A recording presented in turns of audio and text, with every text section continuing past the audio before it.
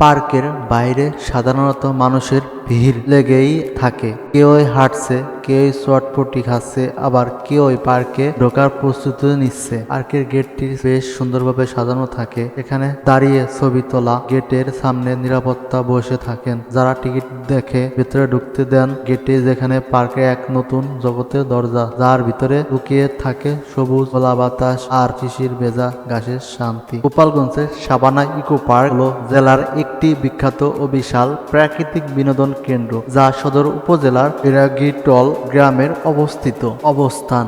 গোপালগঞ্জ উপজেলা শাহপুর ইউনিয়ন বেড়াগীটল গ্রাম বৈশিষ্ট্য প্রাকৃতিক পরিবেশ গড়ে তোলা হয়েছে, যেখানে বিভিন্ন প্রজাতির ফুল ও ফলের গাছ এবং বন্য পশু পাখি দেখা যায়। সাবানা ইকো পার্কটিতে শিশুদের জন্য এক আনন্দ ভরা জায়গা। এখানে তারা মুক্তভাবে দৌড়াতে, খেলতে ও হাসতে পারে। সবুজ গাছ, দোলনা, স্লাইড আর খোলা আকাশ শিশুদের মনকে প্রবল করে তোলে। পার্ক শিশুদের খেলাধুলার জায়গা নয়, এটি শিশুদের শারীরিক ও মানসিক বিকাশেরও গুরুত্বপূর্ণ ভূমিকা রাখে।